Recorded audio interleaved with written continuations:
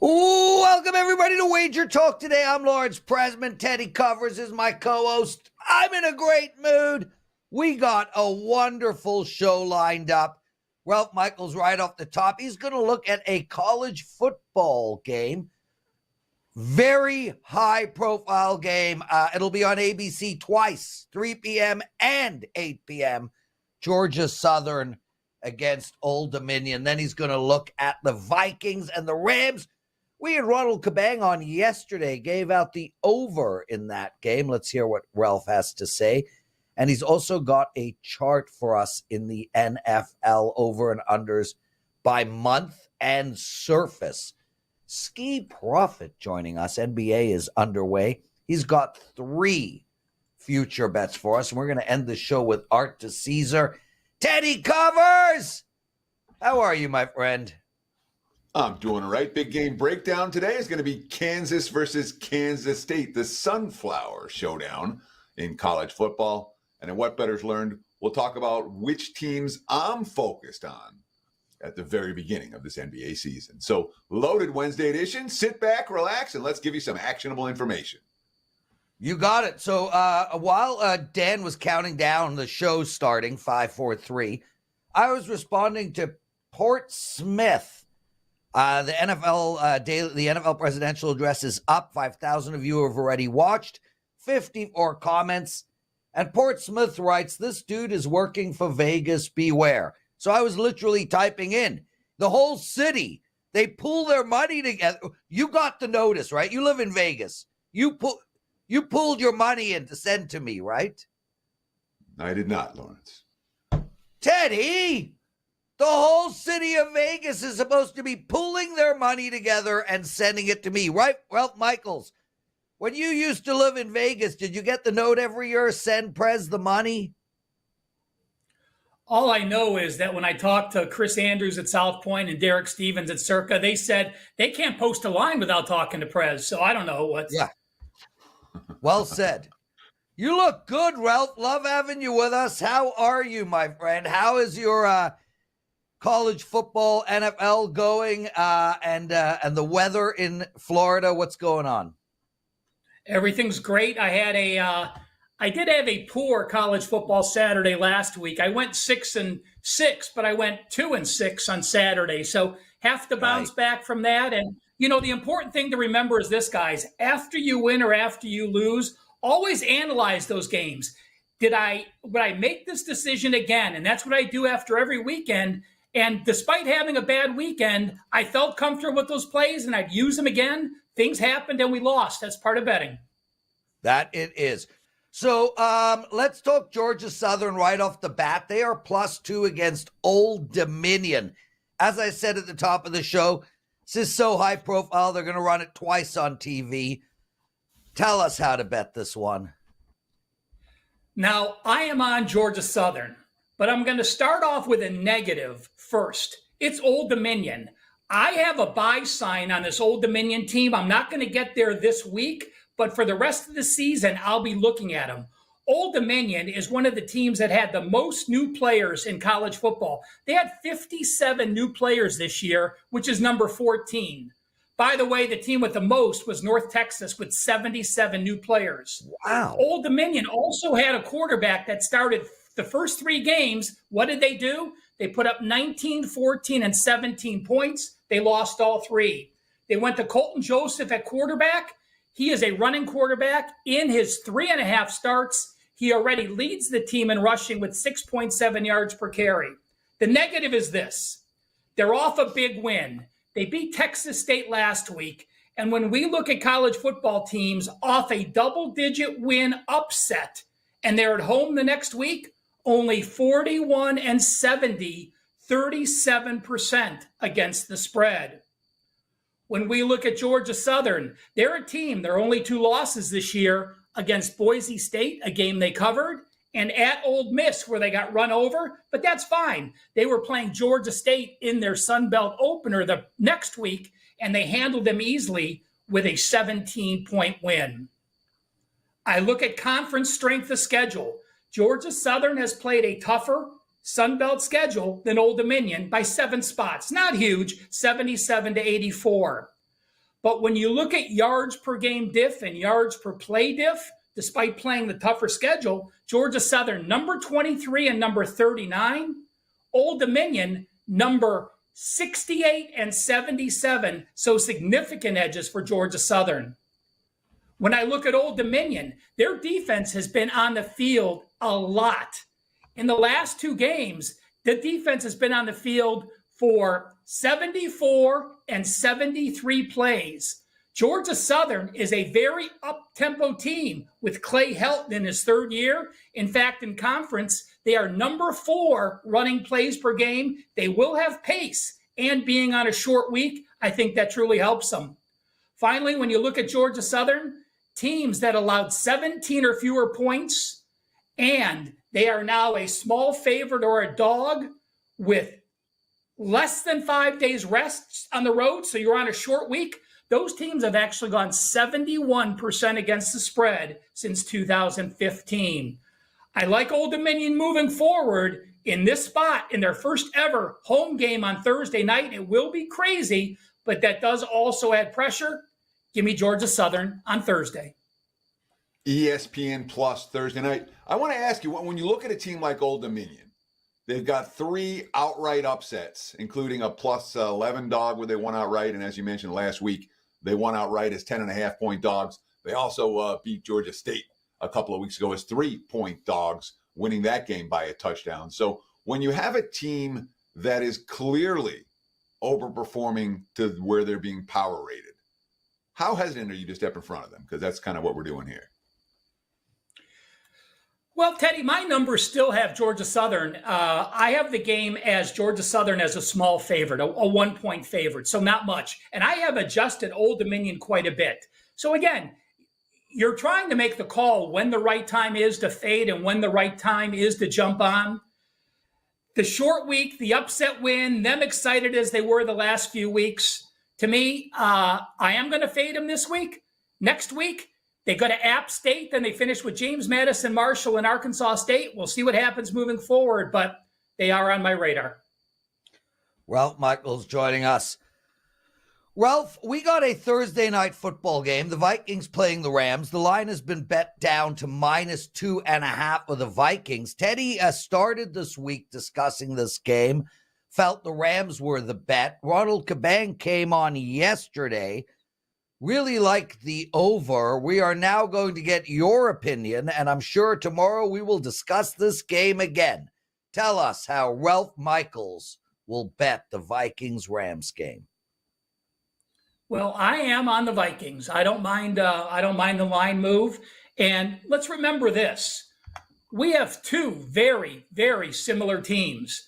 You know, O'Connell was the OC at the LA Rams. They both use 11 offense.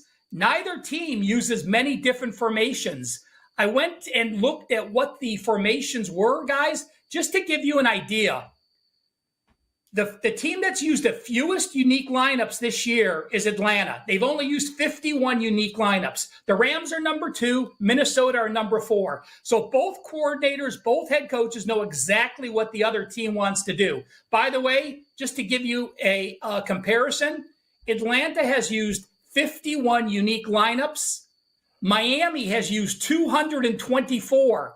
So when you talk about young kids on football teams having to learn 224 plays for Miami or playing for Minnesota and the Rams or Atlanta and having to use very few plays, there is a transition period there. I look at Minnesota. They're one of the healthiest teams this season. They have only used 54 players on offense, defense, and special teams. Kansas City is the healthiest team, even though they've had some issues. They've only used 53 players. So we have a healthy team off their first loss of the season that is 5-1 ATS against a Ram team that has covered only 1 game this season.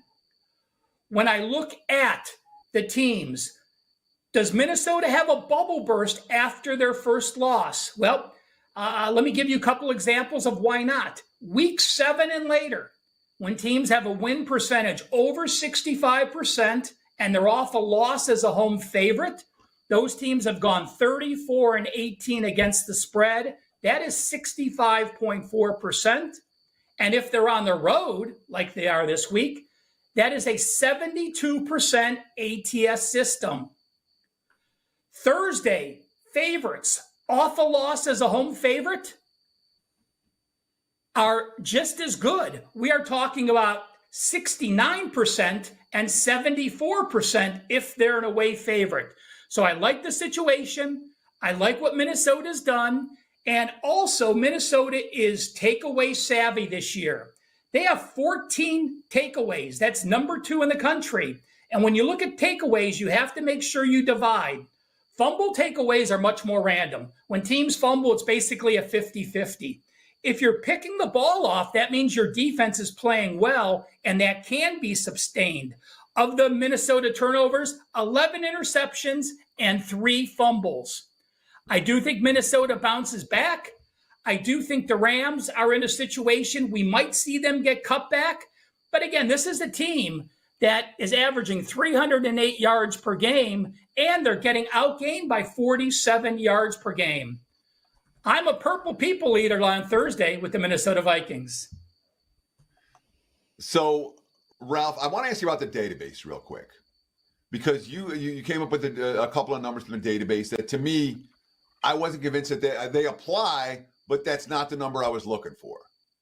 I want to know what a team does after their first loss. If they've won, let's say, 5 or more to open the season and they lose 1, as opposed to a team that's 65% winning percentage or more off a loss. You see what I'm saying? Do you have any numbers like that? You are, Teddy. I did look it up, and it was 46.8%, where the team is off their first loss after at least 5 games. So, yes, there's a mini bubble burst here. But again, in this situation, and to be honest with you, I think it's actually advantage. Losing to Detroit by two points on a last-second field goal, being on the road on a short week where you can't worry about the loss, I think that actually helps them. Ralph Michaels, Teddy Covers. You're watching Wager Talk Today. Unknown entity, one of our most awesomest listeners, watchers, viewers. He writes, I've been watching since 50,000 subscribers. We're now at 181,000 subscribers, everyone. Let's get to 200,000. If you have not subscribed to our channel, please do so. The amount of sports betting content is second to none. It's never ending. From the early morning show with Zeno and Power to Puck Time to Wager Talk Today. We got college football, NBA, college basketball shows, and a million daily videos. Teddy's opening line report, the NFL presidential address. Please make sure to subscribe to our channel. And of course, Ralph and Teddy Bet on It, a show that both of you are on, and our flagship weekly NFL show. Okay, also hit the thumbs up button. Teddy, show us how to do that. No, that way. There we go.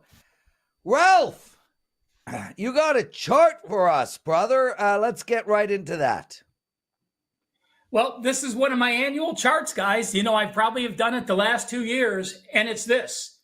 Back in the 80s and 90s, when most of you probably weren't even born, there was a huge discrepancy between grass and turf because the turfs were good, the turfs were bad, the grasses weren't as good as they are now. But I just wanted to show you, simply, if we look at over-unders on grass versus artificial turf since 2015, there is a 2% difference where grass games have gone under the total by 2% more. But take a look at the month by month. In September, when the weather's great, grass games over 50.7%. When the weather starts turning, the field starts getting chunked up. You have back-to-back games with horrible conditions. October, November, and December, all 46.4% or less to the over. And take a look on the flip side, artificial turfs. October 50.7, December 50.5, January 50.9. So I'm never going to base a total on grass or turf, but it's certainly something to keep in mind if the game is in that gray area, whether you want to pull the trigger or not. And of course, we're talking about a significant sample size here, every game since 2015. So Ralph has the data.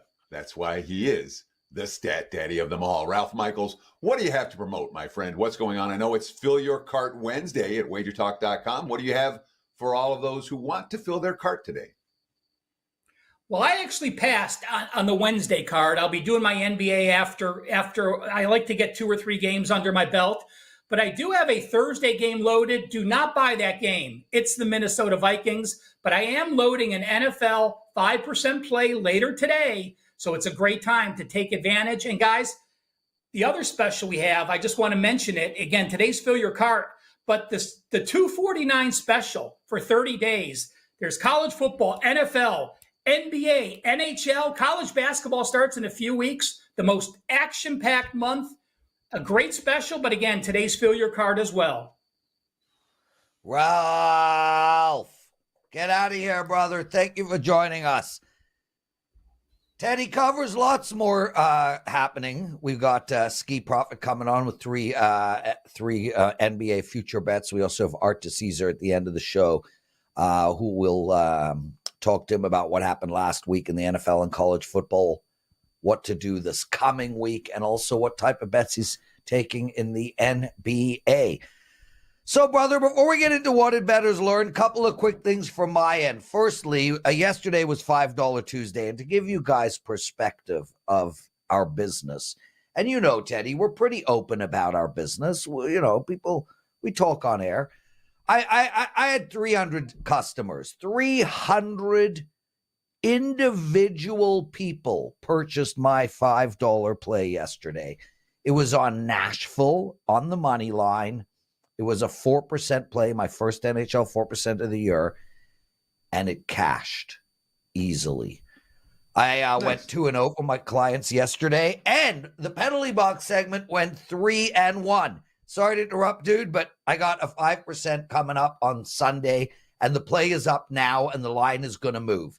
I won my 5% on Monday. We got one up on this coming Sunday. It's up now, and I'm going to give out a promo code, and I'm only going to give it out on this show.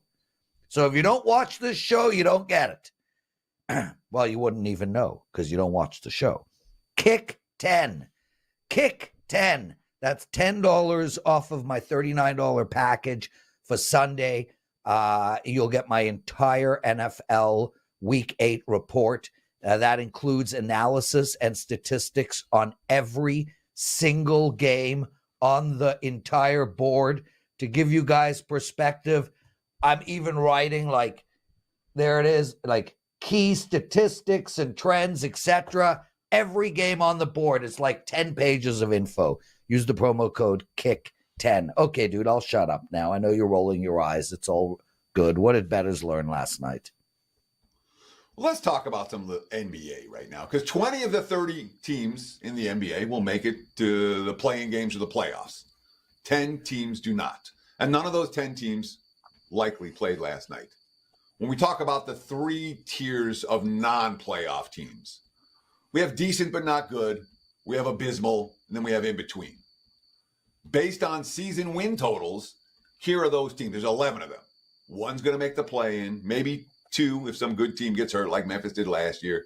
But the reality is going into the season, the vast majority of these teams will not make the postseason regardless of what happens. So we have the decent but not good, the Hawks, the Clippers, the Suns, the Spurs. We have the abysmal, the Pistons, the Nets, the Blazers, the Wizards. We have the in-between, the Hornets, the Bulls, the Raptors, the Jazz. These are absolutely the team I'm focused on the first week of the season. Betting markets, the major media, they don't pay any attention to any of these teams. The bad ones, they can be bet against from day one, like the Carolina Panthers or the New England Patriots in the NFL. The good ones are going to make you money because they're not supposed to be good, like, I don't know, the Washington Commanders or the Minnesota Vikings in the NFL. Most importantly, the spotlight isn't shining on any of these teams. So these are the type of teams you can bet on or bet against again and again and again for the first few weeks of the season. Pay attention early, make money. Sometimes it really is that simple. Lawrence? Teddy, I got a quick question for you, and then we'll bring Skee on. Out of curiosity, and the reason I asked this is yesterday I gave out the Sabres as a free pick on the show, and they won. And I mentioned that it wasn't, I got a bunch of guys, way to go, Prez, great call on the Sabres. I didn't bet on the Sabres yesterday. I bet against the Dallas Stars. My question to you is, do you bet on teams more often than betting against teams? I bet against teams. I'm almost never looking to bet on a particular team. I'm looking to find spots to bet against teams. How do you approach that? The answer is both. Absolutely both. They're both pieces of the equation. It is both. Finding a good bet, and especially for the NBA. In the NBA, I'm not. There are guys that spend their lives just talking about spot. I don't worry about spots as much as some of the other handicappers. I worry about a long-term value. Is this team being mispriced? And that gets you on some huge runs. Last year, I think I bet the Houston Rockets like 20 home games in a row or something crazy like that. And they cashed again and again and again and again for me in that role. And when you find these roles, the earlier you find them, the more money you make in the NBA. That's all I'm looking for the first couple of weeks of the season. Yeah, and that's fair. You're right. I do a bit of both. I mean, I'm always looking to bet against teams, but then I have to want to bet on the team in the first place when betting against that team. Skee Profit is incredible in the NBA. I mean, one of the best out there, period. And a guy that has his whole life in front of him, unlike you and I. Skee, how do you approach that? Are you betting against teams, on teams, or sort of combining it? Well, I appreciate the kind words, first of all. And I do a little bit of both, I think. I have spots where I absolutely want to fade teams. And then there's some times where I want to ride a streak. I'm not, I don't do it as much as Teddy. Teddy, I think I remember you talking to me about that Rockets team last year when we were sitting at, we might have been sitting at South Point. And they sure enough went on that run. I remember. Yeah. So Teddy's really good at that. And I do a little bit of both myself. Well, we love having you on, brother. Now that NBA is in full swing, hopefully you'll be joining us every couple of weeks. So, Skee, you got some future bets for us. So let's start with the Golden State Warriors. Here's a veteran team that is really getting old. And they've had some turnover. And you still like them to go over 43.5 wins on their win total. Teddy, what is so funny? Because you have no idea about the Golden State Warriors. You've done no work on the Golden State Warriors, and it showed with your question. So your best thing to do is to just say, Golden State Warriors, season win total 43.5, instead of talking about stuff you don't know about. Dude, have you seen my record in NBA? Thank you for allowing me to promote my record in NBA. I'm up 95 units over the last 2 years in NBA. Been one of the most profitable handicappers out there. I know the sport like Teddy knows his hair. And I will be killing it again. Happy to bet against you in NBA anytime you want. And with that said, I consider you an NBA betting god. So that's how good I think I am. Skee. Yeah, you're 95 Warriors. Units. I'm up 221 units. Skee, I know. You're a god. I am telling people that you're a betting god in the NBA. I have no problem with that. The clock is Skee, let's go. It's okay because I'm I'm not long-winded, so I guess it'll be okay. For sure, bro. But Warriors, their win total is at 43.5. They had 46 wins last year, and the departures, I'm not really worried about it. I don't think Chris Paul was a great fit for this team. They just really had to get off of Jordan Poole. Clay, I know last year for sure things were a bit soured. He was unhappy. And it just didn't look like, the vibe was the same usual Warriors vibe. Now, you have Buddy Hield, who can pretty much do the same thing Clay does. It's no drop-off. The only thing is finding that chemistry. You look at Kyle Anderson. In my mind, he can take on sort of a Draymond role, being a little bit of a playmaker off the screen, et cetera, and making the good passes. So I like what they've done in the offseason as far as additions. I even like Melton. And they're tied for the league best net rest. One thing I'll say is you did mention some players getting older. I know Steph only missed 8 games last year, so we will need some more injury luck because if Steph is out, this total is not going to make it. But as long as he's on the court with the talent that they have, I don't see, why they can't get back to the 46 wins that they had last year. So I like it over 43.5. Skee, talking about over. So the Milwaukee Bucks are the oldest team in the league at 28 years old on average. Below that is the LA Clippers at 28.03. And below that sits the Golden State Warriors, the third oldest team in the NBA. It's funny. I was just looking at the roster. I'm like, geez, I didn't realize that freaking Gary Payton was on the wrong side of 30. And Apologize publicly, on the wrong side of 30. Teddy. Yeah. Apologize. Okay, I was wrong. You were right. You're the best. Still made me laugh. Skee, let's go to the. I was wrong. Go ahead, Teddy. You were right, Lawrence. I was wrong. Let's talk. Okay, let's go. Indiana Pacers. Yeah. I took the over last year as a 5% on my as a future bet for my clients. I like them again over here too. Where are you going? That was a great call by you to take them over last year. This year we have a win total of 46.5. They had made it to 47 last year, and they still have the same players. Like, they have the same continuity. They only lost Jalen Smith, and that was the guy who already had kind of fallen out of the rotation. The only addition I think that they made was Wiseman, and he still, has a lot of potential. And I think that this is the team that can bring it out of them. You look at their schedule, top 5 easiest, and I want to look at last year a little bit too. For as good as they did, Halliburton was battling injuries throughout the entire year. The only reason he continued to play was because he had to play a certain amount of games in order, for contract reasons, to get some more money. They lost Mathurin. He was hurt throughout the year. If you have these guys healthy, with the continuity that they had last year, I think they're more than capable of getting right back to where they were last year with 47 wins. The pace that they play with makes it difficult for opponents, especially when they're in schedule spots. So I like the Pacers a lot. I like the coach, Rick Carlisle. I think 47 wins is not a tough ask. It feels like there's betting market disrespect a little bit for Indiana. Like last year was sort of a fluke season.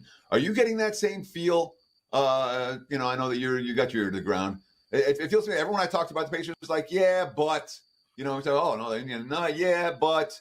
It feels like the last year's results, people feel like it was fluky, and Indiana's poised to take a step back this year. I don't agree with it. Clearly you don't. But I'm curious if you've seen that. Yeah, and I understand because, it's not a team that you're used to seeing consistently making runs like that.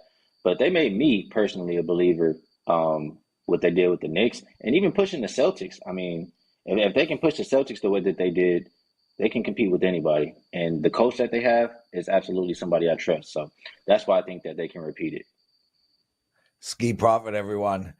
Bill Sandoval listens to the show at work, and people always ask him when I talk, who's that annoying guy? I love it. Okay. Skee, you got a quick bet for us on the Magic, no follow-up, and after that, please promote.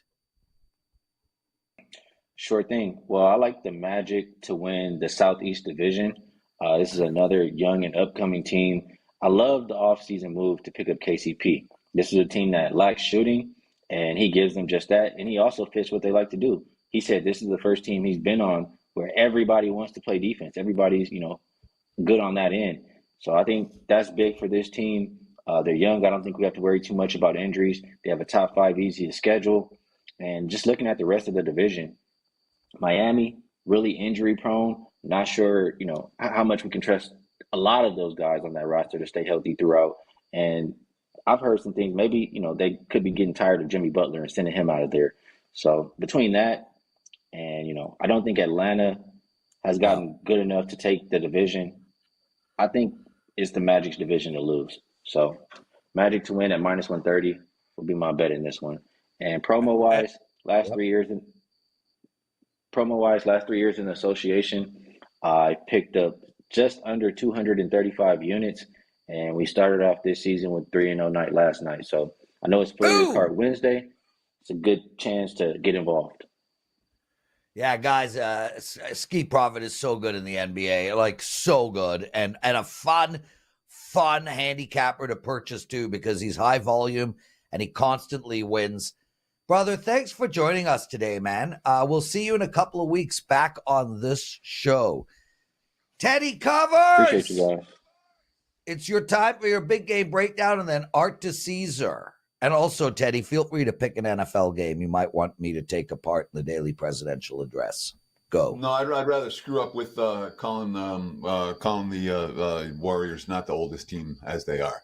Let's talk about Kansas and Kansas State. The Sunflower Showdown, Saturday night, ESPN2 in prime time. Looking at the WagerTalk free live odds screen right now. We're seeing Kansas State mostly -10. There are some 9.5s out there. Total sitting 55.5 at most book.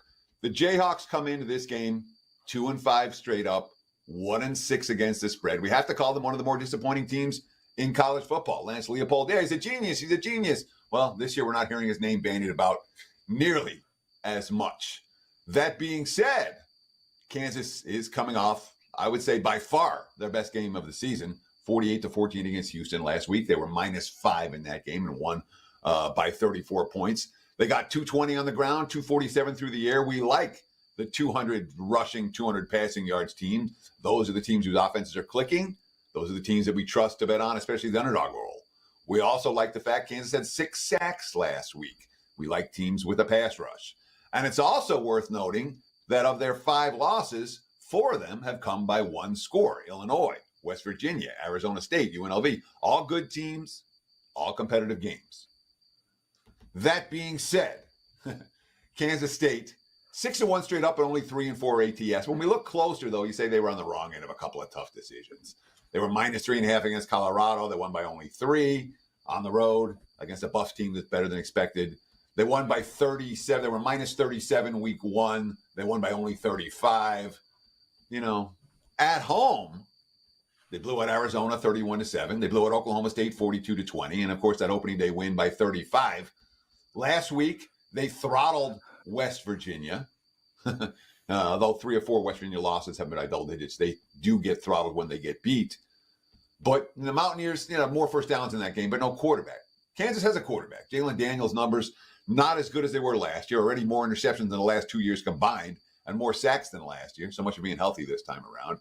He is coming off his best game of the year, but I'm telling you, all these points for Kansas, I'm still not getting the winner with Kansas with this game. Why? This is a series history that we have to pay attention to.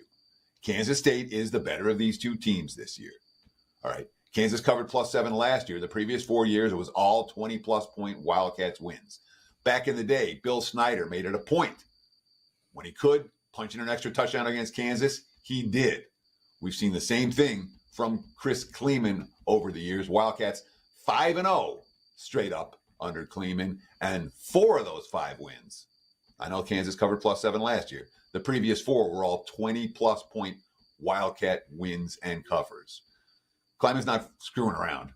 If I'm playing, I'm laying Kansas State minus the points on Saturday night.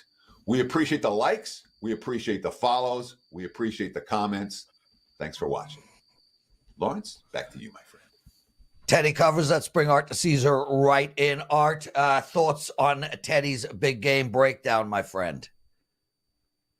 Yeah, we opened Kansas State 9.5. We saw Kansas State money, so we went to 10. I mean, it's not a big move, but the initial money was on Kansas State. There we go. Art DiCesare joining us from the Westgate Superbook, one of the best dudes around. Thanks for taking time out of your day, my friend. Okay, let's get into some betting information. Teddy, I'm going to take apart the Atlanta-Tampa Bay game in my daily presidential address, so I'm going to just make sure it's ready to go. I hand you the microphone. Well, let's start with this, Art. We'd like to take a look back before we take a look forward. This past weekend, 2 weeks ago, we talked about the worst NFL week of the year. This past weekend in the NFL, we saw all the bigger favorites cover. Was it a good week, a bad week? Talk about how the Westgate Superbook did in week 7 and the bigger results, the bigger decisions this past Sunday and Monday. Definitely a bounce back week for us, Teddy, no doubt about it. Obviously, when you're talking about one of the worst Sundays maybe ever, like most people were saying, there was nowhere to go but up. So Sunday was a positive. Yeah, I mean, I always tell people because, I'll get texts or questions about it. I'm like, listen, guys, I know that was last week, but we move on. Like, we don't dwell on the week before. We don't even dwell on we don't even celebrate on a big week. Not that there isn't a little bit of, all right, we did good, but you just got to move on, man. There's so much going on. And then when you throw more into the fire, NHL has started, NBA is getting going. Obviously we got a big World Series matchup where we're going to have a ton of stuff going for the World Series, Yankees and Dodgers. Like, you just got to have to focus on your daily stuff because it moves quickly and you got a lot of stuff to book and a lot of numbers to put up. Well, as a bettor, I know this time of the year is the most exciting. It's also the most challenging. Whenever you have many sports going at the same time, it's like you finish one and then you move to the next one and then you move to the next one and then you move to the next one. And this stretch from October through the end of the college football season, in my mind, is the most grueling for a handicapper, at least for me personally. As a bookmaker, do you find that sometimes the odds aren't quite what they should be because you have so much to book, or is that not really ever the case? I don't think it is. I know you hear that, and that's an old, wives' tale, I guess. But I look at it like this, and once again, I'm leaning on the guys in that room who have been in that room for 20, 25 years. It's a challenge, and it's a fun challenge. We don't copy and paste at the Westgate. We're not just looking at Don Best screen and say, okay, that's what you got up, that's what we're putting up. We're going to put up our stuff and believe in our stuff and believe that we're going to book the right way. So it ends up being a challenge for us, but a fun challenge. So, yeah, there's a lot going on, but it's better to be busy than not to be busy. That's how I look at it. When July comes around, it's not fun when you're just booking baseball. I mean, as much as I love baseball, I love the challenge of an October or November when you got all the sports going. Well, let's talk about what's going on this weekend. Obviously, NFL and college football still very much on center stage. College football this week. Let's start there. What are you seeing? What are you hearing? Who do the pros like? Who do the Joes like? Anything stand out to you for college football over the next 5 days? Sure. Let's jump on some of the games that are not Saturday. A game tonight, Liberty, Kennesaw State. We've seen some over money come in, over 46 to over 47. On Friday, BC getting a little bit of love at home. They took the plus 7.5. That's at home against Louisville. It's now 7. Monster game in town. Obviously, it's going to have playoff implications, probably some Heisman implications as well. The UNLV boys game, the total's been really interesting. That's basically been 3 all week, hasn't budged on the side. But we opened 65. We saw the total get as high as 66.5. Now we're back down to 64.5. We're even lower than the original opener. So the real money came in on the under. It got pushed, and it's probably a fake push to the over so they could take the under. We'll need the over in the game now. When you get to Saturday, Baylor took a lot of money, -4, -4.5, gets Oklahoma State. Oklahoma State's got a lot of injury concerns. Same thing, Virginia Tech, -8.5, now -10 against Georgia Tech. Obviously, Haynes Keen for Georgia Tech. Injury concerns there. He's a really good player. Oregon State plus 10.5, now 9.5 at Cal. Saw really good sharp money there. And also saw really good sharp money on San Jose State. Plus 6.5, plus 6, now down to 5 at Fresno. Those are your 4 major sharp moves so far.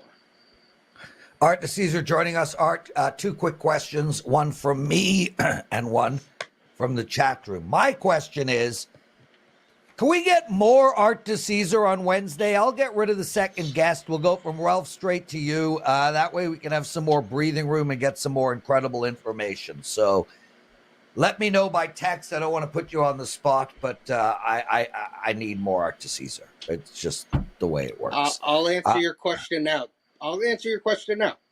You can have more of me. Boom! Okay. More of Art DiCesare.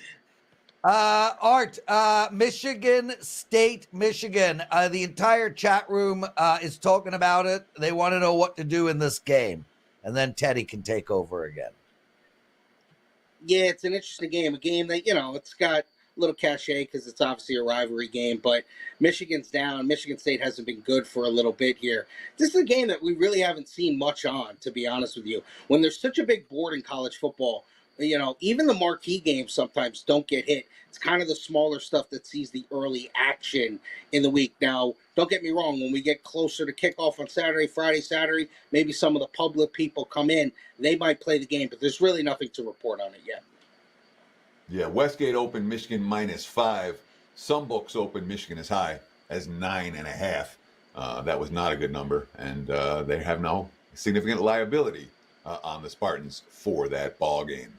Arthur DiCesare, risk management supervisor over at the Westgate Race and Sportsbook here in Las Vegas, at ArtDice21 on Twitter. He is an excellent follow, and he's also someone we love to have on the show. Art, let's shift our focus to the World Series real quick. Anything happening? Where's the action? Dodgers, Mets. We haven't talked about it all week. Let's talk about it here before we shift our focus to NFL. Yeah, love that we're going to talk about it, Teddy. Let me just say what we're doing at the Westgate. On games, we're doing 5-cent lines. So we're going to present 5-cent lines. We have Dodgers -120, Yankees +115. We're going to do that. This is a matchup that deserves that. It's going to have all the cachet that you would think it would have. It's going to have a lot of eyeballs, sharp public, everyone. There are going to be times Saturday night that this is going to be on sound over college football. It's just going to be. It's the Yankees and Dodgers. So we're doing 5-cent lines there. Seeing the total creep up. We opened 8 flat. We went to 8.5. We're now 8.5 flat. So we've seen a little bit of over money come in for us. And because of our 5-cent line, we're getting really good two-way action, obviously. So there's really nothing to report that, we're flooded on one side or the other. And then even our series price, we're doing a 10-cent line. We got Dodgers -130, Yankees +120. So that's going to see tremendous two-way action as well. When you look at the future book, we lose a little bit more on the Dodgers. Yankees is kind of like a break-even on the World Series. Dodgers is a bigger loss for us if they end up doing one in the World Series. But this is something with props and exact totals and MVPs and all the things that we're going to be offering. We're going to see a really good handle on. Strong info. Art DiCesare breaking down the World Series. NFL, Week 8, Sunday, Thursday, Monday. Who do we got? Who do the pros like? Who do the Joes like? Anything stand out to you? Yeah, let's start with the Thursday game, obviously, because that's the first one coming up. A little bit of over money came in. Open Rams, Vikings, 46.5. We're now 48. And that's been a 3 all week for us. But it juiced a little bit to the Rams because the majority of the money has come in on the Rams. Not really that sharp money. It's just Ram money has come in. Thursday night team at home. They usually like taking that in that spot. Sharp money is Packers and Jags over. It was 48, now 49.5. Colts +6.5. It's now 6 at the Texans. Browns, they took that healthy number of 10.5 and 10. They're now 9 against the Ravens. Broncos sharp money on the over. 42 at home against the Panthers, now 43.5. And Cardinals +3.5 against the Dolphins. Dolphins are now 3. Public's on 2 teams. They're laying 3 with the Bills at Seattle. And they're taking the points with the Cowboys. They like the Cowboys normally because it's a public team, but they're taking the 4.5 against the banged-up 49ers. Art DiCesare. What do you like, Art? NFL, I really don't have much in the NFL. The NFL, I'm more of a teaser guy, so I don't want to throw a teaser out there. It's a little weird to do. But when you look at college football, I do like Stanford at home. I think Wake Forest having traveled across the country. Stanford's not great, but I'm getting 3 points at home with Stanford now that it's moved up to 3. I think Stanford can win the game outright, and I got the backing of 3 points, so I feel good about Stanford. Art DiCesare, promote something quick, and we got to call it a day. Well, as always, guys, the Westgate. And the one thing, I know you guys talked NBA, but we're also doing -109 NBA sides all NBA season. So day of game, never on an overnight, but day of the games, we will switch to a -109 NBA on side. So look for that all year, just like our -109 college and our -108 NFL. And as always, come down to the Westgate. If you ever need any help or ask, any questions for anything, app, contest, anything, come down, ask for me. I'll pop out and I'll give you a couple minutes. Art DiCesare. We'll see you next week, brother. You'll be the second and third guest. Teddy Covers, I've been told by our producer, Daniel, that we do not have time for a daily presidential address. I will do 2 tomorrow. 2 to make up for it. Use that promo code KICK10, everybody, for my 5% play for Sunday. The package is up now. KICK10. Teddy, I love you, bro. Take us home. Sure, that's going to wrap it for the Wednesday edition of WagerTalk Today. We'll do it again tomorrow, same time, same channel, 9 a.m. here on the left coast, noon for you back east. Take advantage of the fill your cart promo today. Again, great offers there, great discounts there. Enjoy the games, and best of luck with all your bets.